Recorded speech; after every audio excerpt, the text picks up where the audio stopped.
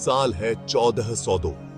जरा सोचो, एक ऐसी दुनिया जो नई खोज के बिल्कुल करीब है, नई जमीन की नहीं बल्कि विशाल मिंग साम्राज्य को जोड़ने के एक नए तरीके की।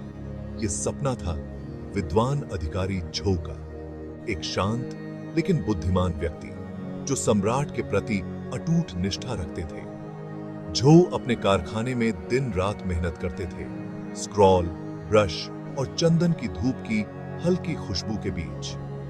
लकड़ी और धातु के जटिल तंत्र पर उनकी उंगलियां नाचती थीं, एक ऐसे विजन से प्रेरित होकर जिसे केवल वही समझ सकते थे। झो की रचना की फुसफुसाहट शाही राजधानी नानजिंग के चाय घरों और चहल पहल भरे बाजारों में फैल गई। कुछ लोगों ने इसे एक मूर्ख विद्वान का भ्रम बताकर खारिज कर दिया। दूसरों ने गुप्त संदेशों की बात की जो आश्चर्यजनक गति से मीलों दूर तक, यहां तक कि साम्राज्य के दूर दराज के कोनों तक पहुंचते थे। सच्चाई रहस्य में डूबी हुई कहीं अधिक गहरी थी। झो ने प्राचीन ग्रंथों और अपनी ही बेचैन बुद्धि से प्रेरित होकर आपस में जुड़े सिग्नल टावरों की एक प्रणाली तैयार की थी। रंगीन झंडों, लालटेन और सटीक समय पर धुएं के संकेतों के संयोजन के माध्यम से संदेशों को उल्लेखनीय दक्षता के साथ रिले किया जा सकता था।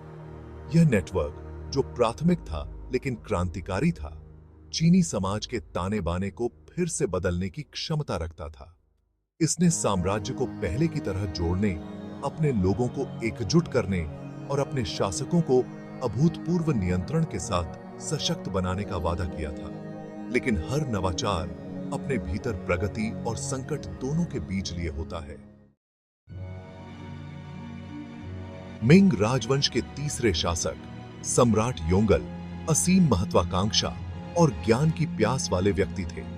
उन्हें एक विशाल और समृद्ध साम्राज्य विरासत में मिला था, फिर भी इसकी सीमाओं पर खतरे मंडरा रहे थे।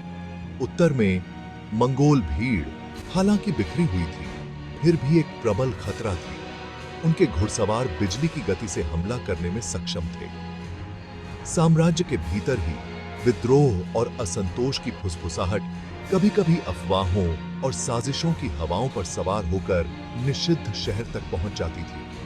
योंगल समझते थे कि ज्ञान ही शक्ति है और स्थिरता और नियंत्रण बनाए रखने के लिए सूचना का तेज प्रवाह आवश्यक था। जब झो के आविष्कार की अफवाहें उनके कानों तक पहुंची,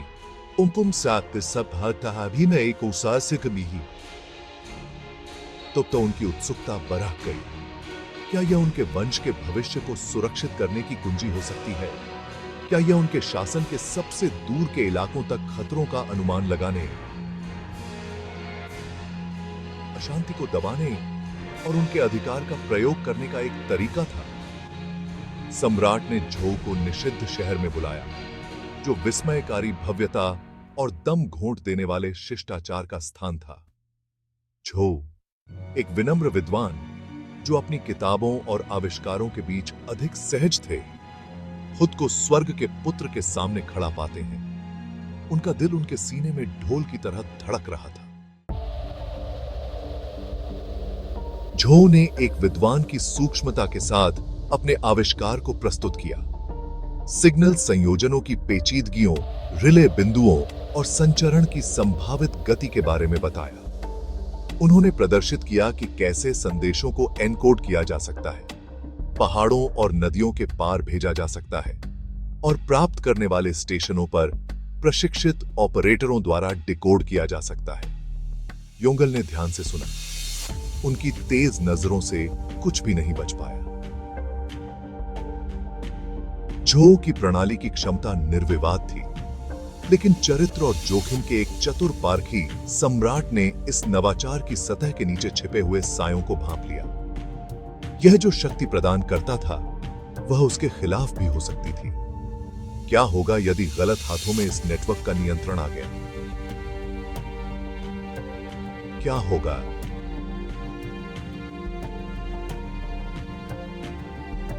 अगर यह महत्वाकांक्षी प्रतिद्वंद्वियों, विद्रोही गुटों या यहां तक कि मिंग राजवंश को कमजोर करने की कोशिश कर रही विदेशी ताकतों के हाथों में पड़ गया? इन शंकाओं ने सम्राट के दिमाग को कुतर दिया। झो की उपलब्धि की चमक पर एक लंबी छाया पड़ गई। उन्होंने नेटवर्क के विशाल मूल्य को पहचाना, लेकिन उन्होंने अराजकता और विनाश की संभावना को भी देखा अगर इसका दुरुपयोग किया गया।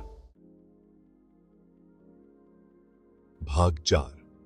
आशा की एक किरण। सम्राट की झिझक को भांपते हुए झो ने अपने कंधों पर जिम्मेदारी का भार समझा। उन्होंने अपनी रचना के लिए पूरी लगन से तर्क दिया, न केवल नियंत्रण के साधन के रूप में, बल्कि साम्राज्य को जोड़ने, व्यापार को बढ़ावा देने, ज्ञान फैलाने और अपने विविध लोगों को एक साथ लाने के साधन के रूप में। उन्होंने एक ऐसे भविष्य की बात की जहां समाचार और जानकारी उस नदी की तरह प्रवाहित होंगे जो भूमि को पार करती है, लोगों के मन और आत्मा को पोषित करती है।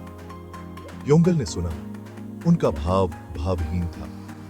उन्होंने झो की बातों में सच्चाई को पहचाना। एक अधिक जागरूक आबादी एक मजबूत आबादी थी, अफवाहों और हेरफेर के प्रति कम संवेदनशील। समाचार और सूचना का तीव्र संचरण आपदाओं को टालने, अकाल या बारहा बबाते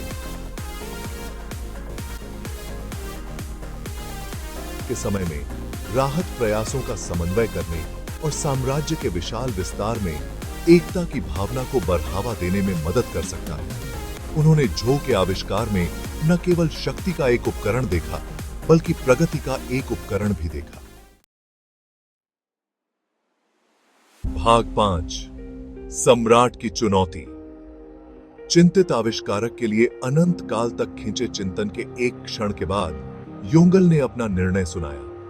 वह झो को अपने नेटवर्क के विकास के साथ आगे बढ़ने की अनुमति देंगे, लेकिन एक महत्वपूर्ण शर्त के तहत। झो को सुरक्षा उपायों, प्रोटोकॉल और विफल सुरक्षा प्रणालियों को डिजाइन करने का काम सौंपा गया था, जो नेटवर्क को समझौता करने से रोकेंगे। उन्हें एक ऐसी प्रणाली बनानी थी जो शक्तिशाली और सुरक्षित दोनों हो, जो न केवल समय की कसौटी पर खरी उतरे, बल्कि उन लोगों के अपरिहार्य हमलों का भी सामना कर सके जो अपने स्वार्थ के लिए इसका फायदा उठाना चाहेंगे।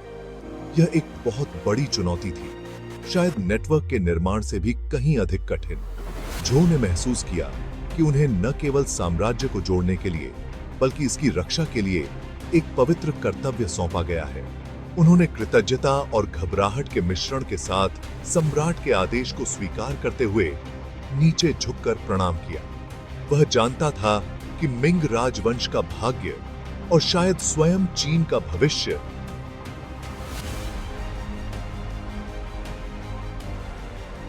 अब उसके हाथों में है। भाग 6। तूफान के खिलाफ रेस। झो अपने कारखाने में लौट आए। उनका दिमाग विचारों और चिंताओं से भरा हुआ था। समय बहुत कम था। उनके आविष्कार की बात इसे घेरने वाले गोपनीयता के बावजूद अनिवार्य रूप से निषिद्ध शहर की दीवारों से परे फैल गई थी।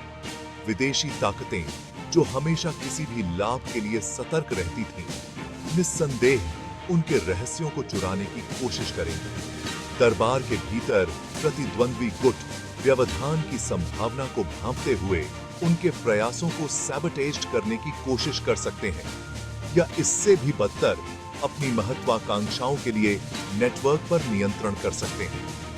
उन्होंने भरोसेमंद कारीगरों, इंजीनियरों और क्रिप्टोग्राफरों की एक टीम इकट्ठा की, जिनमें से प्रत्येक को उनके कौशल, विवेक और सम्राट के प्रति अटूट निष्ठा के लिए चुना गया था।